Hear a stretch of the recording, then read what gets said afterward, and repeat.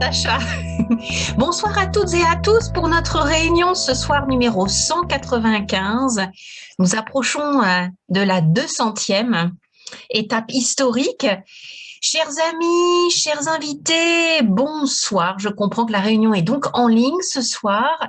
J'ai le plaisir d'accueillir des invités de longue date de l'autre côté de l'océan Atlantique. Bonsoir, cher Léonce. D'accueillir des orateurs aussi de l'autre côté de l'océan Atlantique. Bonsoir, Xavier. Et je vois Jean-Robert aussi. Ah donc Xavier est à Moscou. Autant pour moi, c'est Jean-Robert qui est de l'autre côté de l'Atlantique. Nous accueillons aussi nos invités Chaba qui vient de Budapest. Bonsoir Chaba. Et nous accueillons de Bruxelles Sylvina. Bonsoir Jean-Robert, bonsoir Sylvina. Et chers amis de Moscou, je suis ravie de vous retrouver. Nous allons passer une soirée extraordinaire ce soir, 5 discours, soirée qui est qualifiée de marathon. Marathon des mots, marathon des discours, avec à la fois des membres de longue date que nous allons enfin pouvoir écouter. Je pense à toi, Sacha, que nous n'avons pas écouté depuis bien longtemps, très occupée, très affairée à tes devoirs d'officier. Et Elena Marina, que nous retrouvons avec grand plaisir. Bonsoir. Bonsoir. Et je vais commencer par laisser la parole à nos invités, comme le veut la coutume. Donc ce soir, comme invité, je vois Marina. Marina, pour chaque réunion Toastmaster, nous avons l'habitude de laisser la parole aux invités qui nous rejoignent, qu'ils soient dans la sphère digitale ou en présence, pour leur demander qui ils sont, de se présenter, comment ils ont connu le club Toastmaster et qu'est-ce qu'ils attendent de leur soirée ce soir. À toi la parole. Bonsoir à tous. Je m'appelle Marina, enchantée. J'apprends la langue française depuis quelques années. J'avais une petite pause. Donc, j'ai décidé de vous réunir pour pratiquer, améliorer la langue. J'ai trouvé le lien au site de la bibliothèque parce que moi, j'adore cette bibliothèque des langues étrangères qui se trouve au centre de Moscou, dans la rue Nikolskaya. Donc, moi, je travaille dans le marketing, j'habite à Moscou et je parle aussi anglais.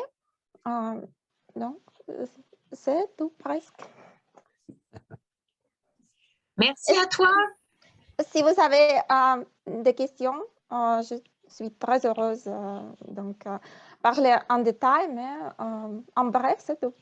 Oui, mais vous aurez l'occasion de participer à la session des improvisations, Marina. Et puis en fin de session, nous avons toujours une session à bâton rompu pour pouvoir apprendre à mieux nous connaître. Vous avez l'opportunité de poser toutes vos questions. Je vais continuer avec la présentation de nos invités. Yana, est-ce que vous voulez dire quelques mots, vous présenter? Je crois que vous étiez en présence la semaine dernière. Je crois que oui, Sophie, je pense que je me suis déjà présentée. Je peux le faire encore une fois, mais… Avec plaisir.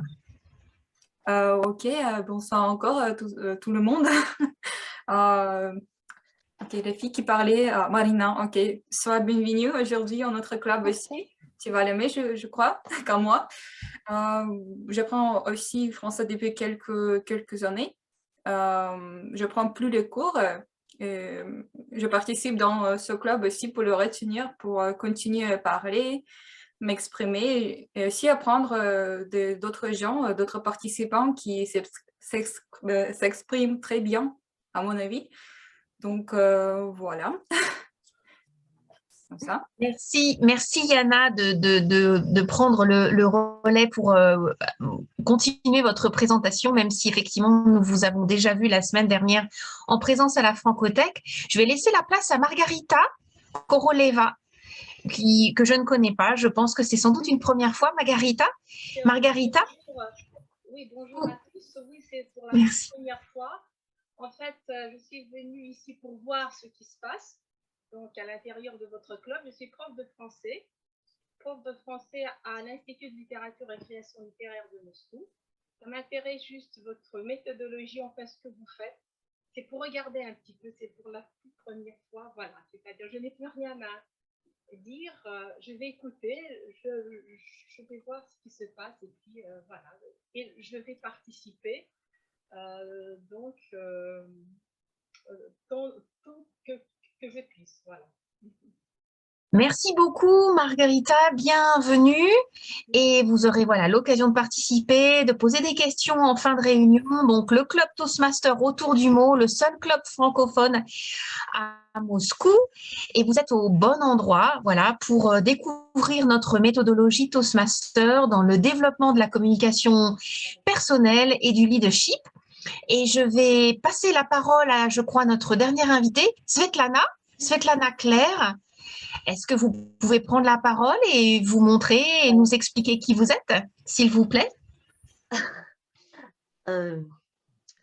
Excusez-moi, je parle français un peu. Je comprends beaucoup, mais je ne peux pas encore parler.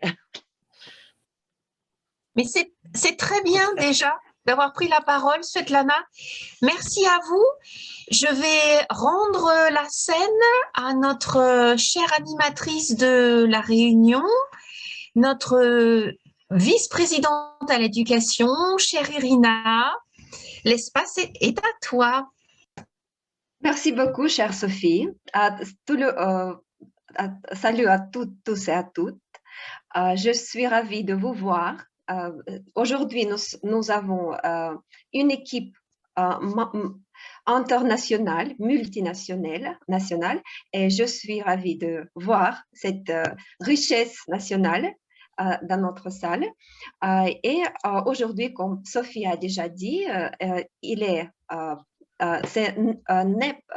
n'est pas une réunion régulière, mais une réunion comme un marathon de discours, parce que c'est notre réunion numéro 1095 et seulement 5 réunions nous manquent pour célébrer l'anniversaire de 200 réunions.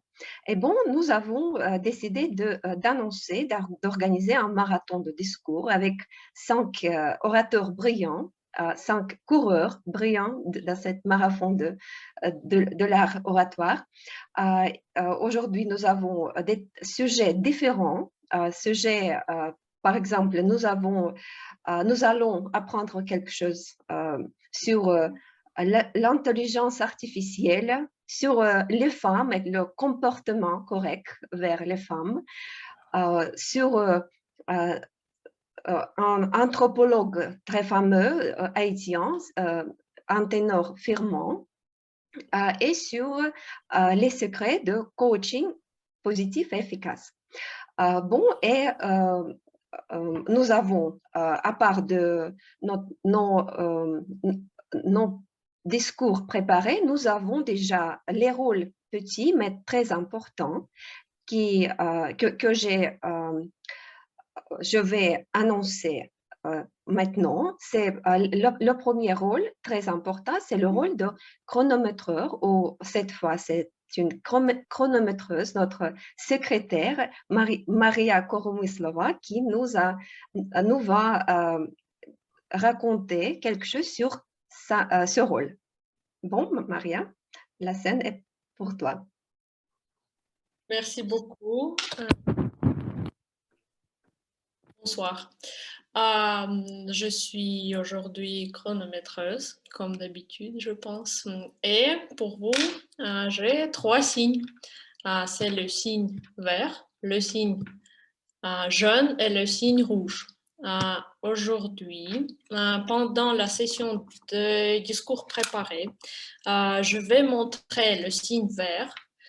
Par exemple, pour Sacha, quand il va parler 3 minutes, 3 minutes et demie, c'est le signe jaune et 4 minutes, c'est le signe rouge. Pour notre brise-glace, c'est de 4 à 7 minutes. Donc, je vous montre 4 minutes vert, 5 minutes jaune et 6 minutes rouge. Pour tous les autres discours préparés, je vous montre le vert quand on vous parle 5 minutes, le jaune quand on vous parle 6 minutes et le rouge quand on vous parle 7 minutes. Pour notre grammairienne, à la fin de notre réunion, j'ai le signe vert, c'est 2 minutes, le signe jaune, c'est 2 minutes et demie, et le signe rouge, c'est 3 minutes. Et pour la session d'improvisation, 1 minute, 1 minute et demie et 2 minutes. À la fin de notre réunion, je vais faire, comme d'habitude, un petit rapport de l'utilisation de temps pendant la réunion. Merci beaucoup, Irina, à toi la parole. Je te remercie, Masha, pour sa présentation riche de ton rôle. Alors je voudrais vous dire que ici, nous ensemble apprenons le français. Si nous sommes locuteurs natifs, nous apprenons le français comme les amateurs de cette langue. Et pour nous, il y a un rôle très important, c'est le rôle de grammairien. Cette fois, cet rôle est joué par notre chère Yana. Yana nous va présenter l'explication de ce rôle et aussi le rôle de mot du jour aussi. Yana, la scène est à toi. Ok, merci Irina. Oui, je t'ai dédié cette rôle par Masha. Elle m'a laissé un message me demandant de le faire. Alors, je vais juste vous prévenir que, bien évidemment, que le français, c'est pas Madame Natale. Je l'ai appris il y a très, très longtemps et j'espère que je vais dédiquer quelques erreurs si vous avez à les faire.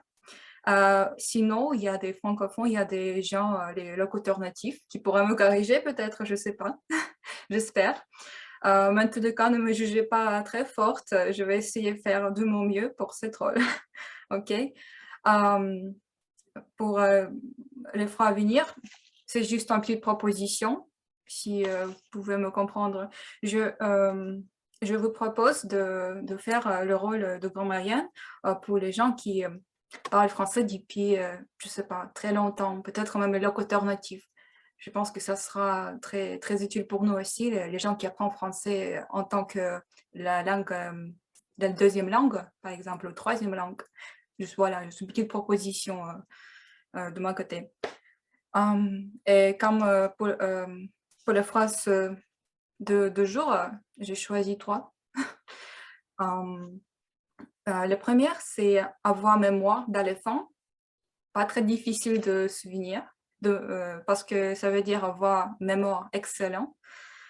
La deuxième phrase, c'est un peu plus compliqué. À quelle sauce je vais être à manger aujourd'hui? Et ça veut dire comment ça va dérouler ma journée. On ne sait pas. Voilà. Et la troisième, c'est être soupolé. Ça veut dire être une personne qui s'énerve très facilement. Donc voilà, si vous allez utiliser 1 ou 2 ou 3 de ces expressions, ça sera très bien. Voilà, merci. Merci Yana. Je voudrais te répondre que ton français est très bon, très élevé, et c'est pourquoi nous comptons sur toi et sur ta compétence en langue.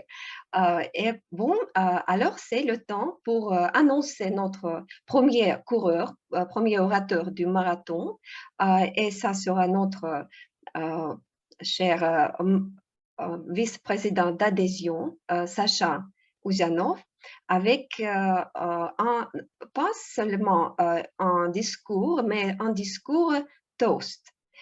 Toast qui s'appelle le meilleur jour de la semaine. Et nous ne savons pas quel quel jour il s'agit, de quel jour il s'agit, mais je crois que nous avons tout deviné. Le projet de Sacha s'appelle Prononcer des discours sociaux. L'objectif du discours est de s'entraîner à prononcer des discours sociaux devant les membres de votre club. Bon, Sacha, la parole est à toi. Merci beaucoup, Madame animatrice. Mes amis, salut. Avez-vous des questions à quoi faire le vendredi soir? Peut-être aller au cinéma, aller rencontrer des amis, ou peut-être aller au théâtre, ou bien aller travailler son corps à la salle de sport, ou peut-être bien organiser un petit voyage le meilleur jour de la semaine. Quant à moi, ce n'est pas une question à quoi faire le vendredi soir, car chaque vendredi, je pars en voyage au monde de prise de parole au public avec le meilleur club à Tour du Mont. Chaque vendredi, j'ai l'occasion de plonger dans l'atmosphère amicale et bienveillante, l'atmosphère multiculturelle pleine de nouveautés, l'atmosphère motivante qui nous donne l'occasion de développer nos compétences en art rhétorique et bien en leadership. Grâce au travail de l'équipe des officiers du club, notre club à Tour du Mont a rassemblé les meilleurs Toastmasters autour de nous. De Toulouse à Québec, de Luxembourg à Budapest, de Côte d'Ivoire à Haïti et parfois du Japon à Portugal. Nous avons toujours une compagnie rocambolesque prête à communiquer et partager des nouvelles du monde entier. Chaque vendredi, à travers des discours préparés et des improvisations, nous apprenons à être plus à l'aise pour prendre parole devant un public. Avec le soutien et mentorat de Toastmasters expérimentés, parmi lesquels nous avons les locuteurs natifs, les professeurs de la langue française, et bien les orateurs professionnels, nous recevons les rétroactions personnalisées qui nous donnent l'opportunité de nous exprimer en manière plus convaincante. Aujourd'hui, je voudrais remercier tous les officiers et membres actifs qui me remplissent chaque vendredi avec ces énergies positives, qui partagent avec moi avec ces histoires intéressantes et qui me donnent l'incitation à s'épanouir. Eh bien, je voudrais encourager toutes les personnes nouvelles et nos invités de prendre part à nos réunions le plus souvent que possible, car plus de participants nous seront, le plus merveilleux sera le soir du meilleur jour de la semaine. Merci.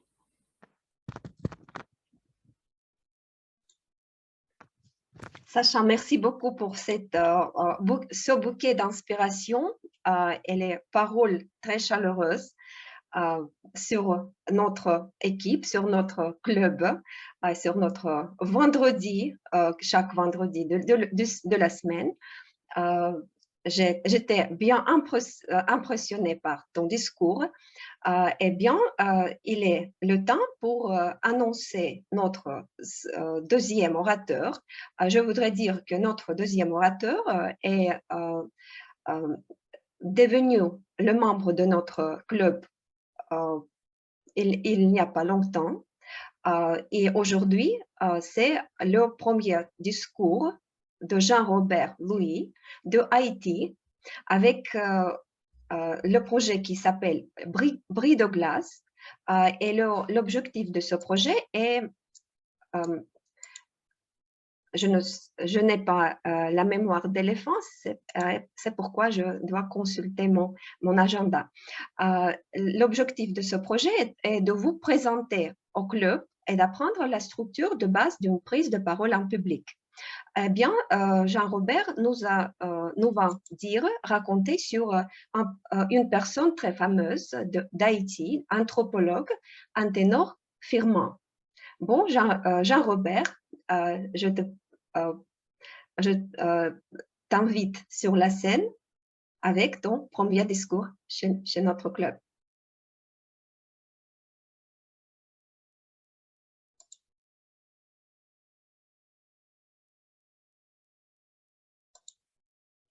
Jean-Robert, est-ce que nous pouvons te voir? Oui. Est-ce que ça marche? Oui, ça marche très bien. Est-ce que ça marche? Oui, oui, ça marche. OK, Ça marche. OK, merci. Mhm. Merci. Merci beaucoup, Madame l'animatrice de la 195e réunion du Club Autour du mot de Moscou. Je suis Jean-Robert Louis. Je suis juriste et logisticien de formation. Je suis un professionnel du domaine humanitaire et du développement durable. J'adhère au Club Autour du mot de Moscou et j'adhère à Toastmasters International pour deux raisons majeures. La première raison, c'est que j'adore la philosophie et la mission de Toastmasters International. Et la deuxième raison est que je veux peaufiner mon savoir-faire professionnel en matière de leadership, de confiance en soi, disons de confiance en moi, et de prise de parole en public. En effet, je souhaite atteindre mon objectif spécifique qui n'est autre que devenir un brillant orateur parmi les grands orateurs de Toastmasters International. Pour commencer, je tiens à remercier et à saluer, bien entendu, Madame l'animatrice de la soirée. Et je tiens à saluer aussi chacun des membres qui sont ici présents, ainsi que nos invités d'ici et d'ailleurs. Chers membres du club et distingués invités, je suis très heureux d'avoir l'opportunité de prononcer devant vous mon fameux discours « Briser la glace » qui s'intitule « Un ténor firme ». Mesdames et messieurs, les amis Toastmasters International, membres du club Autour du mot de Moscou, de France, d'Afrique, disons Côte d'Ivoire, du Québec. Vous êtes à bord du Boeing de poursuite de l'épopée de 1804, piloté par l'aviateur connu sous le nom de Joseph Auguste Anténor Firmin. Il était un homme politique et un brillant intellectuel haïtien, né le 18 octobre 1850, décédé le 19 septembre 1911 à Saint-Thomas, île Vierge, des États-Unis d'Amérique, à l'âge de 60 ans. Il était avocat, il était enseignant, il était journaliste, mais fort de tout ce qui précède, il était un humaniste dans l'âme. Servir son pays et travailler à la dignité de l'homme noir, telle a été la devise d'Anténor Firmin. Une vision du monde qui englobe à la fois le local et l'universel. En 1879, Anténor Firmin fut porté candidat au poste de député de la circonscription du Cap-Haïtien. Il échoua. Refusant une proposition de devenir membre du gouvernement du président Lysius Salomon, il s'installe à Paris et devient membre de la Société d'anthropologie de Paris. C'est à cette époque qu'il prit connaissance de l'ouvrage Essai sur l'inégalité des races d'un écrivain français du nom d'Arthur de Gobineau, dit Comte de Gobineau. En 1885, il prit le contre-pied de Gobineau à travers son essai intitulé « De l'égalité des races humaines », un essai pour une anthropologie positive, lequel essai est un pavé de plus de 650 pages. Mesdames et messieurs, à l'époque de la fin du 19e siècle, les théories racistes avaient le vent en poupe dans les milieux littéraires et scientifiques de l'Occident. Par ces théories, on hiérarchisait les hommes en fonction des critères grotesques, scandaleux et stupides.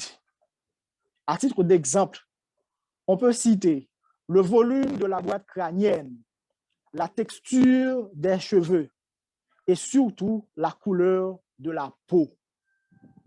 Alors, Anténor Firmin, qui se rappelle de son origine de nègre d'Afrique, fils digne d'Haïti, étant la matrice de l'abolition de l'esclavage, terre de l'abrogation totale du Code noir de Colbert, disons en un mot, la terre de la liberté des Noirs. Haïti est le pays qui, pour l'histoire et pour la vérité, a rétabli l'équilibre de l'égalité entre les hommes à travers l'une des plus grandes révolutions de l'histoire humaine. Dans son texte, Anténor Firmin montre que les Noirs avaient, par le passé, à travers l'Égypte antique, tenu le flambeau de la civilisation africaine. Dans son essai, Firmin avait balayé presque tous les préjugés de l'époque dans lesquels on enfermait les Noirs. Il a même prophétisé qu'un jour où la question de la race sera dépassée et remplacée par le concept de peuple. Aujourd'hui, mesdames et messieurs, vous pouvez lire les ouvrages relevant du domaine de la sociologie, de l'anthropologie, pour ne citer que cela, pour vérifier l'effet de la prophétie d'Anténor Firmin. Vous verrez que l'on parle couramment de peuple au lieu de parler de race.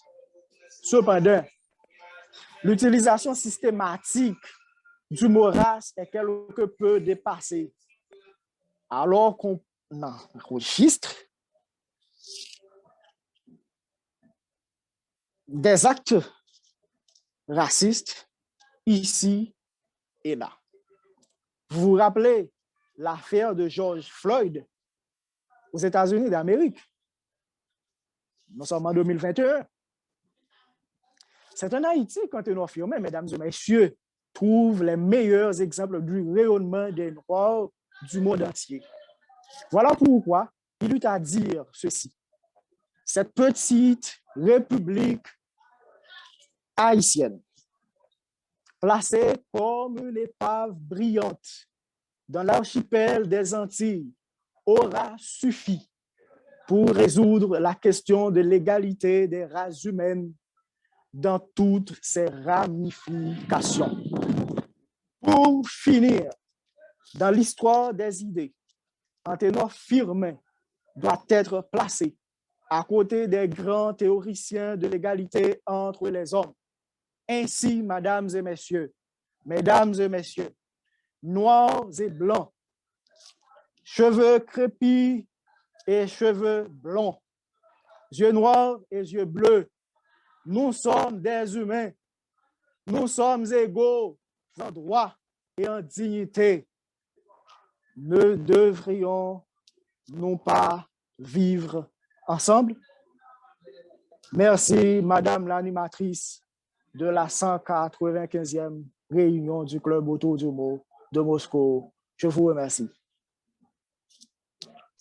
Merci beaucoup, Jean-Robert. Merci pour cette découverte, cette histoire du fameux anthropologue. Pour moi, c'était information très intéressante, très nouvelle, je voudrais dire. Mais alors, je vais savoir, je vais avoir cette information sur les choses bien pertinentes pour la société moderne. Merci beaucoup et félicitations pour ton premier discours chez Autour du Mot. Bon, et alors, l'autre point très intéressant, très captivant, est le discours de notre troisième orateur, Daniel Zakharov, avec un discours qui s'intitule L'intelligence artificielle et questions philosophiques qu'elle nous pose. L'intelligence artificielle. Bon, et l'objectif du projet de Daniel, c'est apprendre ou de revoir des méthodes de base pour la recherche et de présenter un discours bien structuré et bien documenté sur n'importe quel sujet. Bon, et Daniel, j'ai hâte d'écouter sur l'intelligence artificielle. La parole est à toi. Merci beaucoup, chère Irina. Bonsoir à tous. Chers amis, chers Toastmasters, le projet ce soir que je présente est de faire la recherche. Et pour faire cette recherche, j'ai consulté l'encyclopédie, la grande encyclopédie russe, les publications dans quelques journaux et magazines comme The Atlantic, un magazine américain, The Economist, Spiegel, le journal russe Vedomosti et quelques autres. Le sujet est de l'intelligence artificielle. Les avancées technologiques qui nous avons plaisir de voir surtout comme les données massives, comme les blockchains, comme l'intelligence artificielle est relativement nouveau. Mais comme j'ai dit, l'intelligence artificielle nous entoure surtout. Les moteurs de recherche nous aident à faire leur recherche, ce recherche inclut. Les systèmes différents de la recommandation sont utilisés par les marchés électroniques. L'intelligence artificielle comprend les paroles humaines et parfois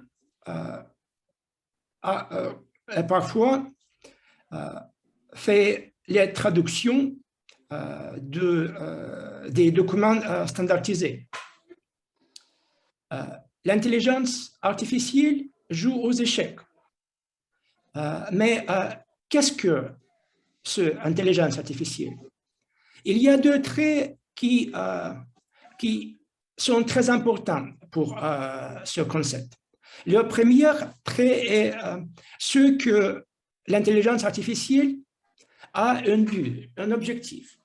Le deuxième trait est ce que l'intelligence artificielle a une aptitude pour s'apprendre, pour sa connaissance de soi-même et pour sa croyance de soi-même. Et pour sa croissance de soi-même. Mais quelles sont les frontières, les limites de cette croissance?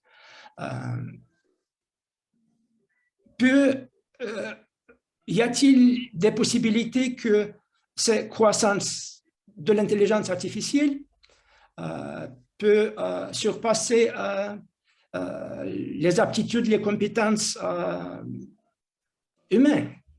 Dans quelques domaines peut-être, et dans quelques domaines cela s'est déjà passé. Par exemple, Deep Blue a vaincu le champion mondial dans un jeu d'échecs. Mais y a-t-il les dangers? Est-ce que l'intelligence artificielle est dangereuse pour les humains? Et ça est une grande question qui a posée par le diplomate américain célébré Henry Kissinger dans son article dans magazine The Atlantic au juin 2018. Et ces questions de la sécurité, de la possibilité que l'intelligence artificielle peut surpasser les compétences et les aptitudes humaines est ouverte. La deuxième question qui nous rencontre est la question du temps libre. C'est la question liée aux avancées technologiques qui ont fait le travail plus facile. Et nous sommes entourés par un jeu. Il y a quelques gens qui jouent du piano et on espère qu'ils jouent en mesure.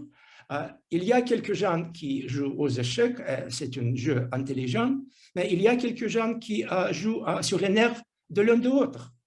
Et c'est peut-être un petit problème parce que la question est comment le temps gagné ne soit pas le temps perdu. Et la troisième question est la question très philosophique, la question des vertus et des péchés. C'est la question d'avarice, par exemple. Une grande master française, Philidor, a dit que les pions sont l'âme de jeu d'échecs. Et j'avais un exemple, un cas, quand en résoudant un problème d'échec, où la tâche était de faire l'échec et le mat sur l'échiquier dans 2 mouvements, il y avait 2 possibilités pour achever cela. La première possibilité était pour faire ça en chemin simple, et la deuxième possibilité était de faire ça en gagnant un pion.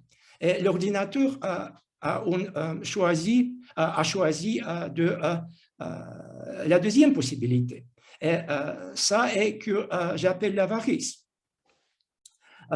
C'est la comparaison entre la logique binaire de l'ordinateur et la logique de s'apprendre de l'intelligence artificielle.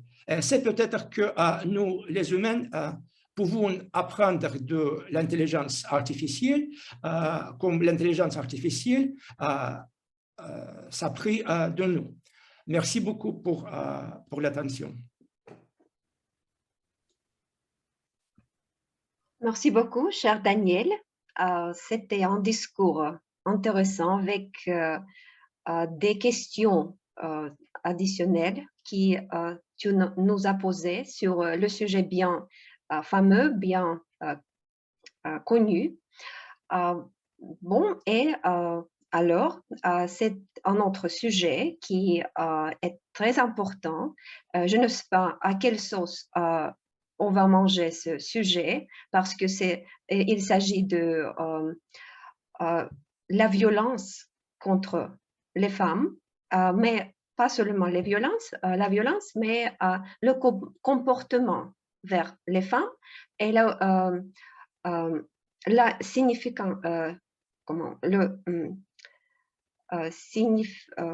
pardon, le sens le rôle que les femmes jouent dans la vie des hommes.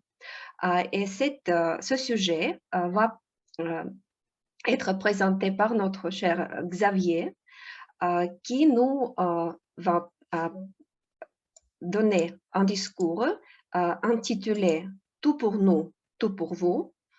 Son objectif de son projet est comprendre les types de discours de persuasion et prononcer un discours de persuasion lors d'une réunion du club. Bon, Xavier, la scène est à toi. Nous sommes impatients d'écouter ton discours. Très chère animatrice Irina, merci de me donner la parole. Chers amis Toastmasters, chers amis invités, bonsoir.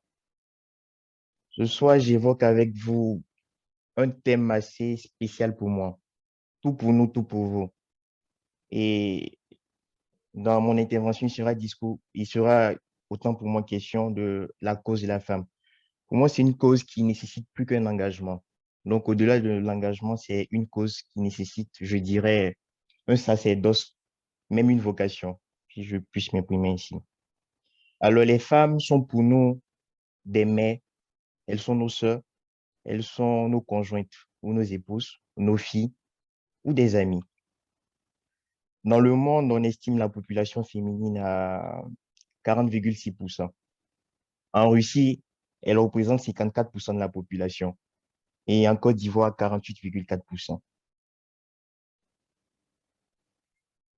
Force est de constater que à travers le monde, beaucoup de choses ont été faites concernant l'amélioration de la condition de la femme. Mais quand on se penche sur certaines statistiques, on se voit qu'il reste encore beaucoup à faire. Très souvent, les femmes sont victimes de violences et ces violences-là sont malheureusement pas très souvent quantifiables. Alors, commençons par définir la violence. Comment l'ONU conçoit la violence faite aux femmes? Selon l'ONU, la violence faite aux femmes ou dirigée contre le sexe féminin, c'est une violence qui peut occasionner un préjudice ou des souffrances physiques, sexuelles ou psychologiques, y compris la menace de tels actes, la contrainte ou la privation arbitraire de liberté, que ce soit dans la vie publique ou dans la vie privée. Toujours d'après les statistiques, on estime que au moins une femme sur 3 à travers le monde a subi des mauvais traitements au cours de sa vie.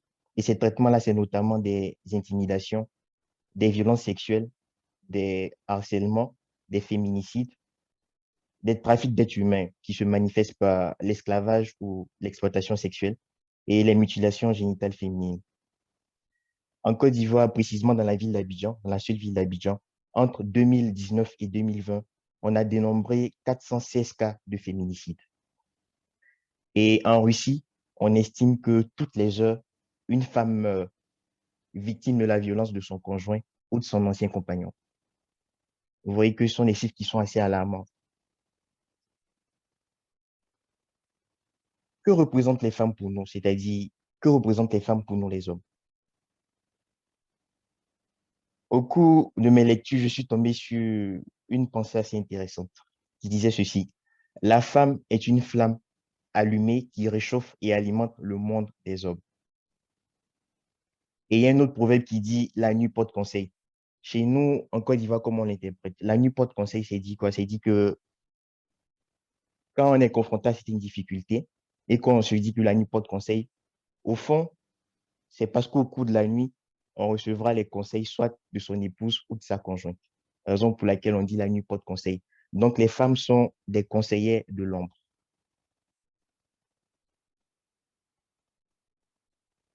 Quelles approches ou bien quelle doit être notre attitude face aux femmes? Alors, pour commencer, il y a une notion assez délicate, mais aussi stratégique, la notion d'égalité des genres, qui prête très souvent à confusion. L'égalité des genres, il n'est pas dit que la femme est l'égale de l'homme ou que l'homme est l'égal de la femme. D'ailleurs, l'homme et la femme ne seront jamais égaux. Mais quoi doit-on comprendre par là? Par ce principe d'égalité des genres, on doit plutôt comprendre que on doit accorder aux femmes les mêmes chances et les mêmes traitements qu'on accorde aux hommes. Les femmes ne sont pas, disons, nos égales, elles sont plutôt nos complémentaires. Et qu'on le veuille ou pas, on a une existence indissociable de celle des femmes. En tant qu'homme, je me dis que nous avons pour obligation de protéger toutes les femmes. Et ça, peu importe l'âge, peu importe son niveau, peu importe son statut. Et surtout, ne jamais porter atteinte à son intégrité physique. Deuxième élément assez important, c'est l'attention. Très souvent, on dit que les femmes sont douces et délicates. Alors, nous devons leur accorder toute l'attention dont elles ont besoin. Et cela pas seulement à nos conjoints ou à nos partenaires. Cette attention, on peut l'apporter aussi à nos amis qui nous sont chers. Les accompagner et promouvoir des actions visant leur autonomie et leur divertissement personnel. Se montrer responsable envers elles. Et cette notion de responsabilité me rappelle un enseignement de mon papa. Il me disait toujours, actuellement je suis jeune, voilà, il me disait de profiter de ma jeunesse. Mais à un moment donné, quand je serai adulte et que j'aurai ma famille, le besoin de ma famille passera avant tout. Donc, je devrais me sacrifier au profit de ma femme et de mes enfants. Donc, pour lui, être un homme adulte, c'est être en mesure de se sacrifier pour sa femme et pour ses enfants. Et aussi un dernier point, un exemple en Côte d'Ivoire, par exemple, pour occuper certaines hautes fonctions, il est obligatoire pour les hommes d'être mariés. Donc, peu importe ta compétence, quand tu es célibataire, il y a certaines fonctions qu'on ne t'accorde jamais du fait que tu ne sois pas marié. Donc, vous voyez l'importance d'être marié ou d'être avec une femme. Comme mot de fin, je dirais que avec les femmes, nous sommes liés par un partenariat stratégique et irréversible. C'est avec la femme que l'homme est entier. Et une vie sans femme n'est pas envisageable. Notre conduite envers les femmes est le reflet de notre image. Prendre soin de notre image, c'est prendre soin des femmes. Et chaque coup porté contre une femme est un coup porté contre soi. Alors, chers amis, c'est ce message que je tenais à vous faire véhiculer. Merci d'avoir été attentif. Madame l'animatrice, à vous la parole. Grand merci, cher Xavier.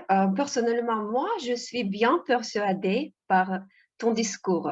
Et je crois que pour tous et toutes, le discours était bien persuasif aussi. Et je voudrais dire que vous avez noté peut-être que l'oratrice, nous avons seulement une oratrice parmi tous les orateurs masculins aujourd'hui, et c'était comme le discours de Xavier était comme une belle introduction pour le discours de notre douce et délicate, très charmante Elena Marina, avec son discours qui est bien positif sur un sujet très pertinent, très positif. C'est l'objectif de ce projet est de développer et d'appliquer les compétences nécessaires pour entraîner un autre membre ou une personne en dehors de Toastmaster qui peut tirer parti de votre expertise. Et le sujet s'intitule, le discours s'intitule « J'ai confiance à vous ». Et je crois que c'est tout clair si nous voyons le titre du discours. Bon, chère Elena, la parole est à toi. Bonsoir, chers amis. Est-ce que vous pouvez m'entendre? D'accord, j'espère que ça marche. Merci de m'avoir présenté, Irina. Je commence. Mon projet d'aujourd'hui s'intitule « S'améliorer grâce au coaching positif ». Donc, ma mission au sein de ce projet était d'améliorer mes compétences afin d'aider les gens dans leur développement personnel. Je devais me concentrer sur la manière de faire des commentaires constructifs et bienveillants afin que mes protégés aient une idée positive d'eux-mêmes et que leur confiance s'accroisse. Ce projet devait aboutir à une histoire qui parle de mon expérience de coach. Du coup, je vais vous raconter une histoire de ma vie professionnelle que j'ai nommée « J'ai confiance en vous ». Il s'avère que ce printemps, j'ai eu une cliente, une jeune avocate de Saint-Pétersbourg, en personne de Fatima. Fatima avait envie de passer l'examen du DALF C1. Elle m'a trouvé sur un site des professeurs natifs que vous connaissez probablement. Je ne suis pas native, mais elle m'a choisi et bien évidemment que je ne voulais pas trahir sa confiance. Je vous parlerai de notre démarche et si vous envisagez de passer ce type d'examen, ça pourra vous être utile, j'espère. Bon, le premier rendez-vous avec Fatima était un entretien en français qui durait 30 minutes. Au cours de cet entretien, j'ai recueilli le plus d'informations possible sur son expérience dans la langue. Mon but était de l'écouter attentivement et de bien comprendre sa vision des choses. Par exemple, j'ai appris depuis quand elle apprend le français, comment elle l'avait appris, si elle a déjà étudié le niveau C1 selon le programme classique. Quel livre elle utilisait, quel était le format de ses cours en autonomie, privée ou en groupe. Je lui ai demandé également si elle avait des amis francophones, si elle écoutait régulièrement du français et finalement, quelles notes elle envisageait d'obtenir. Tout cela m'a permis de l'écouter parler français, de comprendre s'il avait vraiment le niveau auquel elle prétendait et de voir ses points forts et ses points à travailler. Somme toute, j'ai conclu qu'elle avait de fortes chances d'obtenir ce diplôme, même que ce niveau linguistique était plutôt B2. Mais quoi? C'était son rêve d'avoir ce diplôme. Mais en même temps, elle craignait de ne pas réussir l'examen. À la fin d'entretien, je lui ai demandé « Fatima, êtes-vous prête à couper le chemin de retour, à franchir le Rubicon à l'instar de Jules César ?»« Oui, je suis prête. »« D'accord, on l'a franchi. Voulez-vous qu'on fasse tous les deux cette route vers le jour de l'examen, ce grand jour J? » ?»« Oui, je le veux. »« D'accord. Désormais, toutes les pensées d'échec sont interdites. On fait de notre mieux et on ne regarde pas en arrière. » Je vous dis entre parenthèses que dans la théorie d'enseignement, ça s'appelle le contrat d'apprentissage que le prof conclut avec son élève. La deuxième étape consistait à rédiger un bon plan de travail, mais faute de temps, je ne pourrais pas vous en parler en détail. Bon, bref, j'ai vu que mon étudiante éprouvait 4 difficultés principales. vous n'en serez pas surpris. En premier lieu, elle dépassait le temps imparti. En deuxième lieu, elle lisait son brouillon à la place de parler. Et en troisième lieu, elle le lisait sur un ton monocorde. Et finalement, elle faisait quelques erreurs qui sont mal vues à ce niveau-là. Bon, pendant les cours, nous imitions la situation réelle de l'examen. Je lui donnais le retour sur ses réussites, sur la grammaire, le vocabulaire utilisé. Et pendant le reste du cours, nous discutions de sujets polémiques du niveau B2. Vous pouvez voir que j'ai volontairement baissé le niveau parce que le but principal était qu'elle se sente à l'aise et que sa langue se délie. Nous avons eu peu de temps. Finalement, nous avons passé ensemble 10h30 en une semaine. Si j'étais blogueuse, je pourrais nommer ce cas comme « Obtenez le DALF C1 en 10h30 ». Il faut dire qu'elle a réussi son examen. Elle m'a appelé le jour même pour se vanter à quel point elle était forte. Elle m'a recontacté pour parler de ses notes qui étaient très bonnes et elle était très reconnaissante. Mais qu'est-ce que je veux dire? En conclusion, je voudrais vous citer une maxime que l'on attribue au pédagogue de la période soviétique, Vassili Sukhomlinsky, qui disait « Il est impossible de faire apprendre quoi que ce soit à autrui. Chacun apprend par lui-même. » En tant que professeur, j'y crois fort. Je rends la parole à Irina.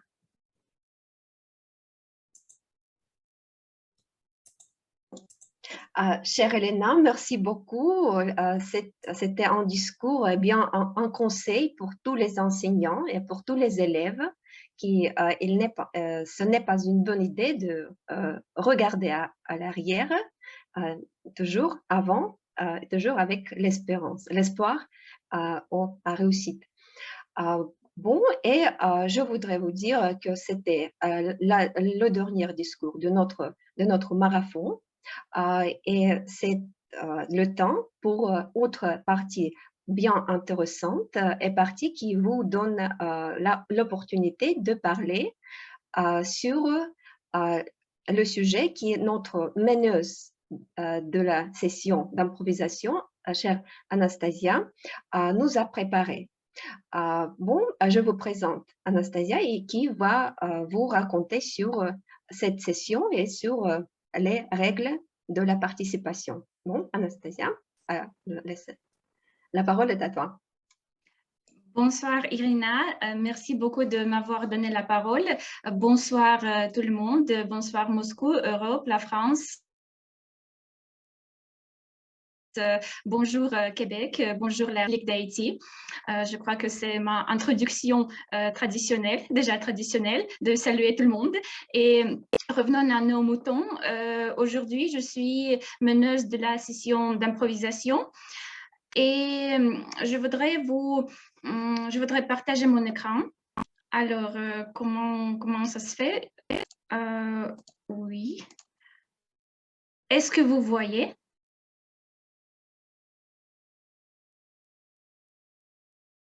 Oui, c'est bien. Oui, d'accord. Donc, chers amis, vous êtes en critique littéraire et vous visitez le salon du livre, par exemple à Paris. Et vous êtes très connu dans ce domaine et c'est pourquoi vous avez attiré l'attention des journalistes. Beaucoup de nouveaux livres sont sortis en 2021 et bien sûr, il est impossible de lire tous les livres parce que c'est le volume qui est extrêmement haut. Mais les journalistes s'approchent et vous posent des questions sur un de ces livres. Et vous avez 2 minutes maximum pour raconter vos impressions sur le livre que vous probablement n'avez pas lu. Donc, je ne sais pas à quelle sauce ma session d'improvisation va être mangée, mais j'espère que c'est clair Et donc, je suis prête pour inviter sur la scène digitale des bénévoles. Peut-être quelqu'un de notre invité, peut-être Marina, si vous voulez participer.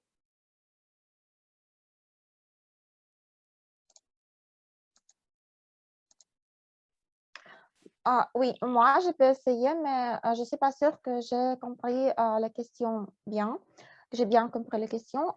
Est-ce que je dois raconter une histoire d'un bouquin, d'un livre que j'ai déjà lu ou j'avais lu jamais ou je suis pour la première fois aux exhibitions? Oui, quoi faire? D'accord, je vais expliquer. Je vais vous montrer un livre et il y aura une petite explication. Donc, sur la base de ça, vous avez 2 minutes pour commenter ce livre comme vous avez déjà lu ce livre. Je dois imaginer que j'ai déjà lu ce livre. Peut-être c'est vrai, peut-être c'est pas vrai, qui sait? Donc, OK. Et commenter et laisser un commentaire critique. Donc, c'est ça le devoir. OK. D'accord, on va quand même essayer. Donc, pour vous, c'est le livre 40 jeux à faire en soirée. Le premier livre de Pierre Cross, youtubeur drôle, joueur et testeur qui rassemble ses jeux les plus insolites pour les soirées mémorables entre amis. Pierre Cross vient chez vous pour animer vos soirées. Donc, Marina, la parole est à vous.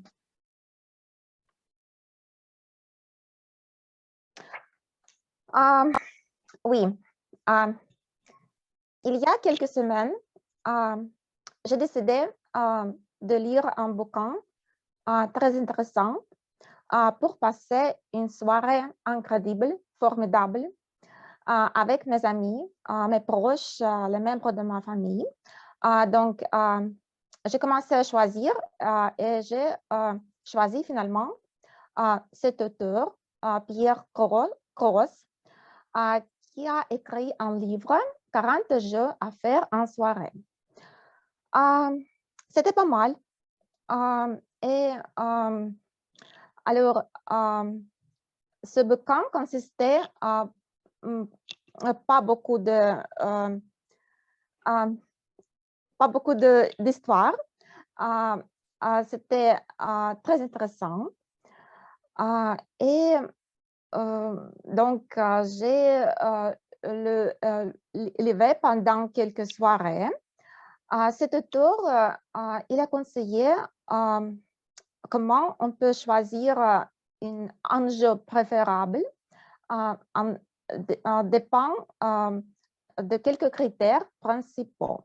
Par exemple, l'âge des participants ou les autres critères ou la saison de l'année, peut-être ou l'ambiance où on se rencontre les gens au café ou à la maison, par exemple. Donc, c'était bien utile. Je peux conseiller ce bouquin à mes amis, bien sûr, et je vais pratiquer quelques jeux que j'ai choisis en lisant ce bouquin. Je vais pratiquer avec mes amis, ma famille. Donc, c'est tout, je pense, 2 minutes, oui. Merci beaucoup, Marina. Vous avez laissé un bon commentaire. Et pour continuer la session d'improvisation, je voudrais inviter sur la scène digitale aussi des invités. Peut-être Margarita, vous êtes prête?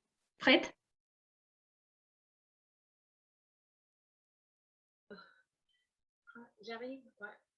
Est-ce que vous me voyez? Voilà. Oui. Alors, je viens de lire le livre de Pierre Cross, 40 jeux à faire.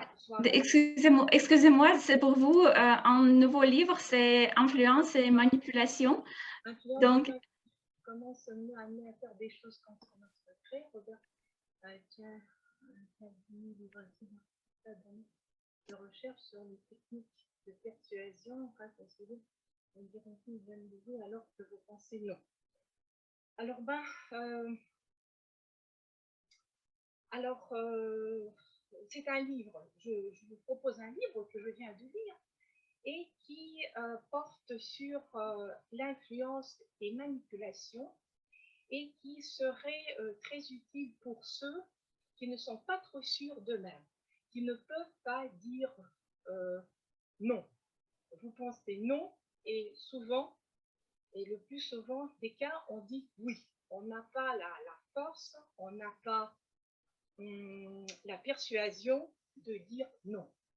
Pour trouver des réponses à toutes les questions que vous pose notre vie actuelle, si mouvementée, si bouleversante, lisez ce livre. Très peu, hein, donc il faut que je parle encore, n'est-ce pas? Oui, oui, c'est-à-dire, je n'ai pas encore atteint les 2 minutes, n'est-ce pas? C'est ça? Je Voilà. vois pas le chronomètre. Oui, d'accord. Essayez de faire tout à votre gré. C'est très important pour se réaliser dans la vie, pour suivre sa vocation, pour atteindre l'objectif que vous vous posez. Et ce livre va vous aider sans aucun doute. N'hésitez pas à l'acheter et à vous y plonger, à rentrer dedans. Merci beaucoup Margarita, c'était clair et persuadant. Je voudrais inviter sur la scène digitale pour le prochain commentaire, peut-être Nastia Pokodonko. Oui, merci beaucoup. Tu es prête? Je voudrais essayer en fait. D'accord. Donc pour toi, cauchemar en cuisine. Donc, ouf, c'est difficile.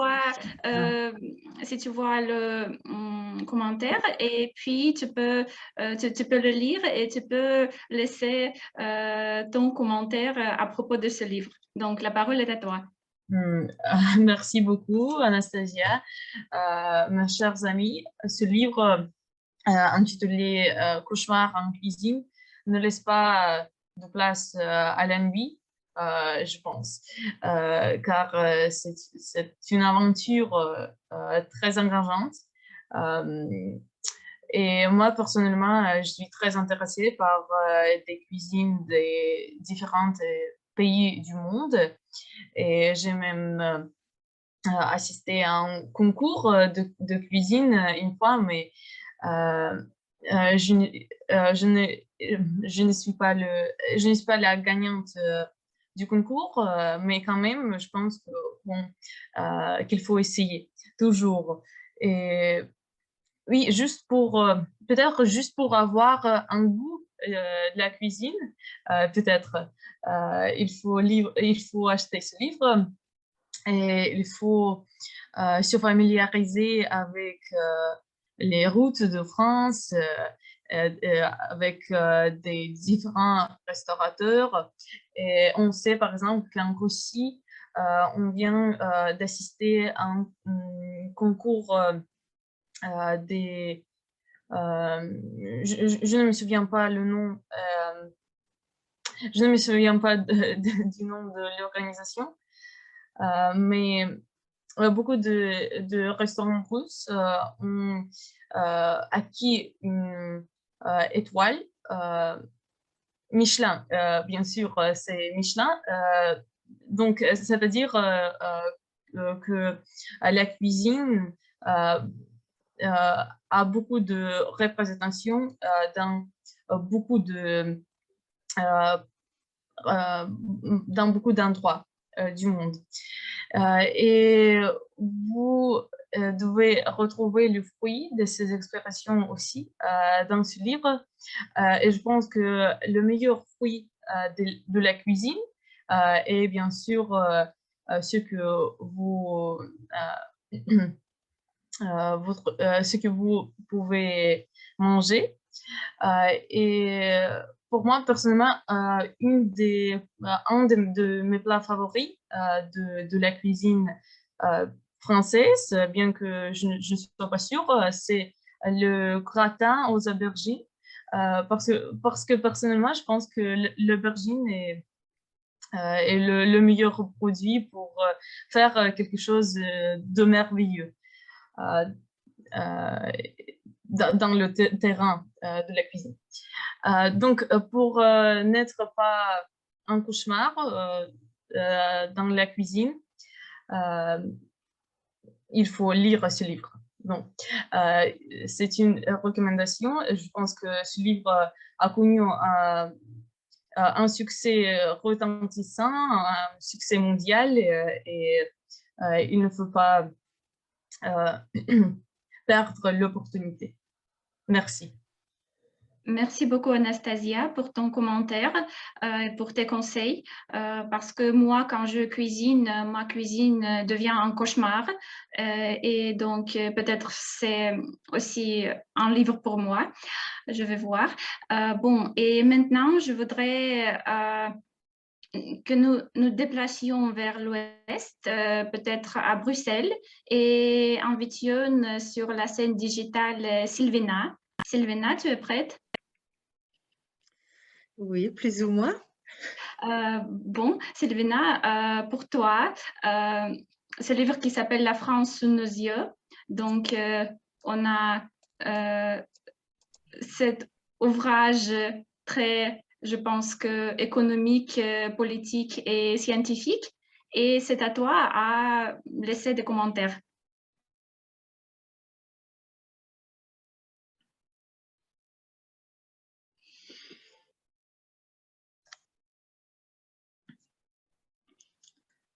La France évolue sous nos yeux.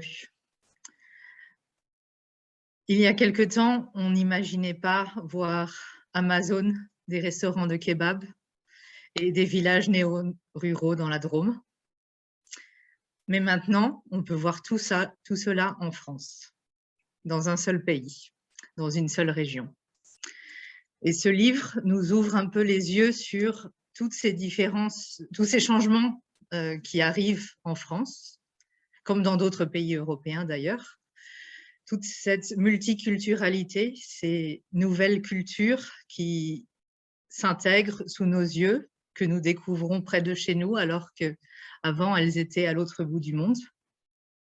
Donc, je trouve que ce livre est très intéressant justement pour ça, pour cette analyse de la diversification culturelle en France, de son impact économique et son impact sur les modes de vie.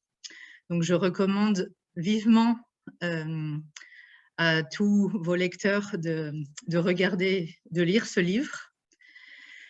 Et quand cela sera possible, allez aussi voyager en France pour pouvoir le voir de vos propres yeux. Merci. Merci beaucoup, Sylvina. Voyager en France, c'est mon rêve depuis le début de la pandémie, parce que avant, comme vous savez, j'ai vécu en France, mais maintenant, c'est la nostalgie totale. Bon, je pense que c'était un peu de lyrique de ma part. Et pour continuer notre session d'improvisation, je voudrais traverser l'Atlantique et inviter sur la scène digitale Léonce.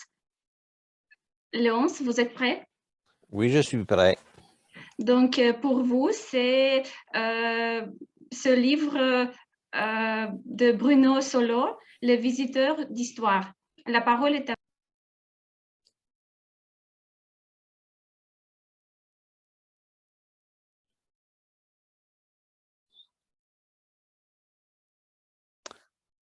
Oh, et là, il va y avoir du monde au dîner ce midi. J'ai invité beaucoup d'amis. Imaginez-vous que Henri IV vient manger chez nous ce soir. Il est accompagné d'un illustre Charles de Gaulle. Ah oui, oui, ils vont venir manger en même temps. J'ai réussi à organiser quelque chose que ces deux personnes-là vont être ici en même temps et nous allons avoir un souper. C'est ce qui est décrit dans le dernier livre de Bruno Solo, Les visiteurs d'histoire. Comment on peut s'imaginer, et il le décrit très bien, Et vous n'avez pas besoin d'une mémoire d'éléphant pour vous imaginer les images qu'il va nous faire vivre dans son livre. Imaginez Henri IV et Charles de Gaulle autour d'un savoureux plat en train de déguster un bon vin. Tout cela est tout à fait bien décrit par notre ami Bruno. En fait, manger avec ses invités, lire ce livre, c'est vraiment voyager dans le temps. Et c'est tellement bien décrit. Il décrit les mets, les caractères des personnages. Ça fait un livre superbement intéressant. C'est le voyage autour de la table avec des personnages illustres. Bravo, Bruno Solo, vous venez de créer un magnifique livre et la France entière et tout le monde francophone va avoir beaucoup de plaisir à prendre connaissance de ces histoires et des dialogues que ces deux personnages hors du temps peuvent avoir en sirotant un bon vin. Bravo, Bruno Solo. À vous la parole, Madame la meneuse des improvisations. Merci beaucoup, Léonce. J'ai envie de lire ce livre après votre commentaire. Peut-être je commanderai ce livre sur le site Amazon ou quelque chose comme ça. Et je crois que nous avons aussi un peu de temps pour continuer notre session d'improvisation. Et je voudrais inviter sur la scène digitale Yana. Yana, tu es prête? Merci Anastasia, ok. D'accord. Pour toi, un livre très intéressant, c'est La France secrète. Voilà un petit résumé. Et la parole est à toi.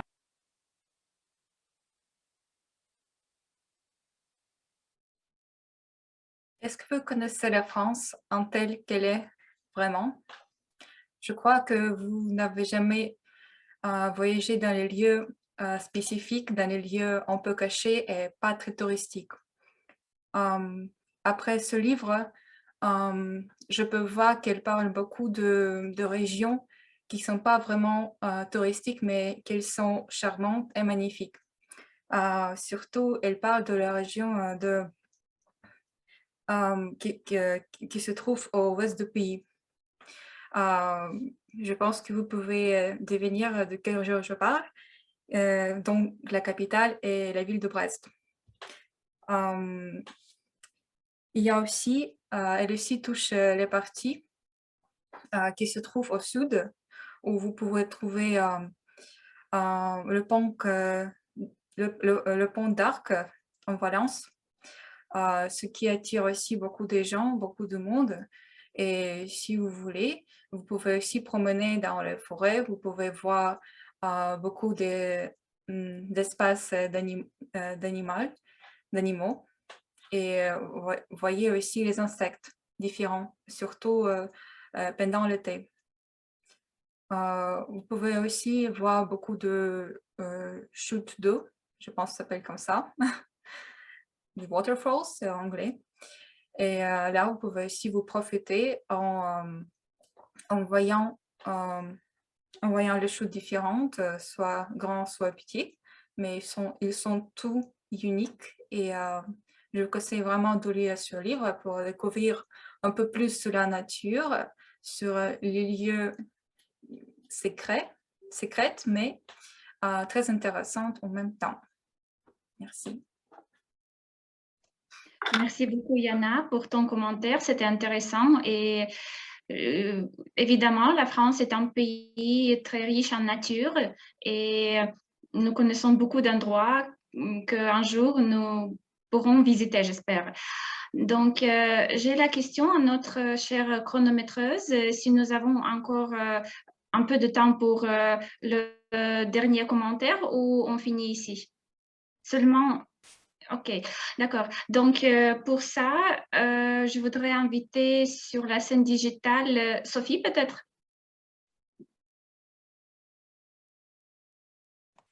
Très bien, Madame la meneuse de la session des improvisations, merci. Parfait. Pour toi, Sophie, un livre qui est, à mon avis, très drôle, Caméra Café, le guide du bonheur en entreprise. Donc, la parole est à toi. Merci beaucoup, Anastasia. Alors, déjà, le titre de cet ouvrage, Caméra Café, en fait, est un jeu de mots par rapport à une célèbre émission télévisée qui était la caméra cachée, en fait, qui visait à filmer des gens dans la rue à leur insu pour leur faire des blagues et les faire parler. Donc, presque comme une session des improvisations. Et là, en fait, c'est essayer d'utiliser en fait les endroits où les employés prennent leur café dans l'entreprise pour, on va dire, les ouvrir à un petit peu plus de bonne humeur et en tout cas de partage pour arriver à insuffler de la joie en entreprise. Donc, c'est vrai, l'entreprise, le lieu du travail, qui n'est pas forcément le jeu à première vue du bonheur le plus complet. C'est plutôt un devoir qu'un bonheur. Mais ceci étant, les pauses café permettent, grâce à ce livre, de nous montrer qu'effectivement, ces lieux de détente, de relaxation, d'une pause entre collègues, permettent finalement d'insuffler des moments agréables, des moments de créativité entre les employés d'une même entreprise.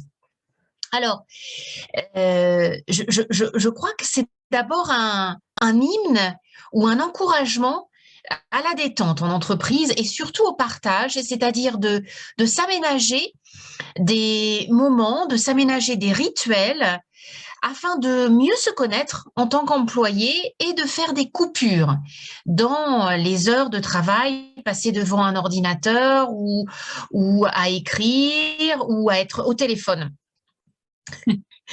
Et puis, ce livre, en fait, contient aussi beaucoup d'humour parce que c'est effectuer un parallèle avec le yoga, qui est une activité qui est censée nous recentrer sur nous-mêmes. Alors, le travail n'est pas forcément le lieu sur lequel nous nous recentrons parce que nous devons produire quelque chose pour notre employeur, mais il y a quand même des similitudes avec cette discipline et cette activité qui est le yoga, en ce sens où ces pauses café nous déconnectent, nous permettent au cerveau de faire la pause et de se tourner vers les autres. Donc, voilà, la pause café et le yoga, des similitudes qui sont très, très bien expliquées au sein de cet ouvrage. Donc, voilà, dans des temps un petit peu compliqués de pandémie, je vous recommande ce livre qui va vous mettre de bonne humeur et vous apprendre des techniques et en tout cas, vous alléger un petit peu votre quotidien au travail. À vous, chère Anastasia. Merci beaucoup, chère Sophie. Je crois que ce livre est très utile parce que nous passons au travail beaucoup de temps, minimum 8 heures par jour. Et parfois, ça arrive qu'on passe 12 heures ou 14 heures, ça dépend, mais il faut l'éviter. Mais quand même, donc c'est un livre qui est très, très utile. Bon, on finit ici notre session d'improvisation. J'arrête de partager mon écran. Et maintenant, selon nos règles, nous avons besoin de faire une petite élection. Donc, il faut voter pour l'improvisateur ou l'improvisatrice qui était le meilleur, la meilleure. Et pour ça, je crois que dans le chat, nous avons Sacha a envoyé le lien. Il faut faire marcher ce lien et voter. Donc, je vous invite à voter et je donne la parole à notre chère Irina. Merci beaucoup, Anastasia. C'était bien un marathon de lecture, je voudrais dire, parce que tu nous as présenté, tu nous as donné l'opportunité de présenter les livres des écrivains différents, des sujets différents. Bravo à tous les improvisateurs. Alors, c'est comme d'habitude, c'est le temps pour commencer ou débuter notre session d'évaluation, mais comme d'habitude, lors d'un marathon de discours, nous n'avons pas d'évaluateur général et toutes les évaluations sont faites par écrit. Donc, je prie nos chers évaluateurs et évaluatrices d'envoyer les fiches d'évaluation remplies à vos orateurs dont discours vous avez évalué. Alors, c'est le temps pour notre petite session des rapports parce que nous devons écouter les résultats de notre chronométrage et notre grammaire. La première oratrice avec son rapport est Maria, notre chronométreuse.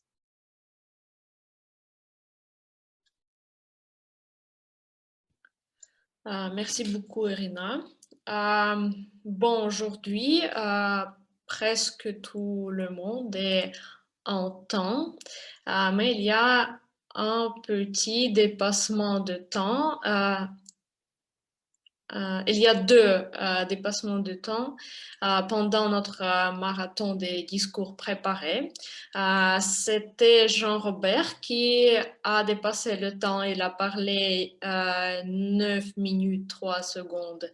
Et Daniel, il a parlé 7 minutes 54 secondes. Et dans la deuxième partie de notre réunion, dans la partie des improvisations, c'est Nastia qui a dépassé le temps. Elle a parlé 3 minutes 16 secondes. Léonce, il a parlé 2 minutes 8 secondes et Sophie qui a parlé 2 minutes 32 secondes. Bon, c'est tout ce que je voudrais dire. Irina, je te redonne la parole. Merci. Merci beaucoup, chère Marie, pour ton rapport détaillé, bien structuré et bien détaillé. Et alors, c'est le temps pour notre grammairienne, Yana, avec ce rapport de notre utilisation de grammaire et le mot du jour. Ok, d'accord, Rina. Alors, pour Alexander, je veux qu'une erreur. Je ne sais pas si c'était vrai en réel, mais moi, je ne l'ai pas noté. Ok, pour Jean-Robert, lui, parce que c'était pas vrai, mais j'ai entendu qu'il a dit le confiance, donc c'est bien là, confiance en moi. Non, c'est pas vrai? Ok, après c'était ma fameux discours au lieu de mon fameux discours. Ok, après c'est tout pour lui. Pour toi, Jean-Robert. Pour Daniel, il a dit faire son recherche au lieu de mon recherche. Peut-être c'était pour ça côté.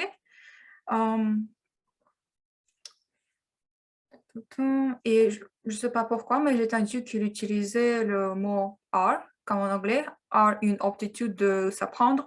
Peut-être il voulait dire ils sont une aptitude de s'apprendre. Je ne sais pas. Oui, et c'est bientôt pour toi, pour vous, je veux dire. Pour Xavier, c'était bien. Elena, justement, on ne prononce pas T pour un mot avocat. Donc, vous avez dit avocate, c'était avocat. Aussi, de notre démarche au lieu de nos démarches. Ok, le jour, c'était le jour G, pas le jour J. Je pense aussi que c'était comme ça. Ok, donc je vais aller pour Anastasia. Donc c'était à la café au lieu de au café. Je ne suis pas certain si on peut utiliser le mot bouquin, mais c'est l'argot, je crois. Donc ça peut marcher dans les conversations pas très officielles. Donc dans notre cas, je pense que ça marche aussi. Vous pouvez me corriger, je ne sais pas. Voilà. Ok, une autre Anastasia, tu parlais de pays différents, tu as dit des différents pays, mais il faut faire à l'inverse, normal, c'est pas grave, autrement c'était tout bien. Et c'est tout, c'est tout ce que je pouvais me noter, mais autrement vous parlez très clair, très bien, donc... Et pour les phrases du jour, j'ai noté que Rina, vous avez utilisé 2 fois les 2 phrases. C'était aussi le cas pour Anastasia. Ok, donc c'est très bien. Je suis fière de vous et Ok, c'est bon travail. Merci. Merci beaucoup, Yana, pour ton rapport avec beaucoup de conseils, avec beaucoup de remarques que tu nous as fait. Bon, et alors, nous approchons vers la fin de notre réunion. Et comme toujours, nous pouvons, la première chose que nous devons faire avant la fin de la réunion, c'est annoncer notre gagnant ou notre gagnante de la session d'improvisation. Et notre chère Sophie nous va annoncer le nom de la gagnante ou le gagnant de la session. Donc, je voudrais féliciter Sylvina. Bravo Sylvina pour avoir gagné notre session des improvisations ce soir. Bravo à toi. Tu avais l'ouvrage sur... Non, ce n'est pas la cuisine. Rafraîchis-moi ma mémoire qui n'est pas une mémoire d'éléphant, s'il te plaît. Ma mémoire n'est pas d'éléphant non plus. Je ne sais plus le titre exact, mais c'était sur les nouvelles cultures en France. Ah oui, la diversité entre les boulangeries de rond-point, les kebabs, entre autres. Bah, bravo à toi, Sylvina, d'avoir réussi à nous inspirer grâce à cet ouvrage choisi de façon bien originale par notre maîtresse des improvisations, Anastasia, ce soir. Et je voudrais aussi féliciter deux personnes en particulier. Le premier, pour le brise-glace, Jean-Robert, ton premier discours parmi nous au sein du groupe Autour du mot. Bravo pour ton entrée fracassante dans le monde des orateurs dans notre club. Bravo à toi. Tu nous as permis de bien nous connaître, mais surtout, enfin, de bien faire connaître Toastmaster, mais surtout de nous permettre de mieux te connaître. Donc, je t'enverrai l'évaluation par écrit. Et je voudrais aussi féliciter un autre orateur de notre marathon ce soir en la présence de Daniel, qui a complété ses 4 discours de son premier niveau dans les recherches qu'il a effectuées pour ces 4 discours, la compilation et la qualité de ces informations lors du prononcé de ces 4 discours, donc avec l'accomplissement de ce premier parcours. Bravo à toi, Daniel. Et chère maîtresse de cérémonie, chère Irina, je te rends la parole. Bravo Daniel, bravo Jean-Robert, bravo Sylvina pour vos petites victoires chez nous. Je suis ravie que vous êtes parmi nous. Je suis toujours... c'est comme une bonne tradition d'inviter chez nous nos amis des pays différents ou différents pays, comme Yana a dit. Bon, et alors, je voudrais dire merci beaucoup à tous et à toutes. Et nous pouvons, alors nous avons quelque temps pour échanger nos impressions et parler sur n'importe quel. Bon, la scène est ouverte pour tous les volontaires.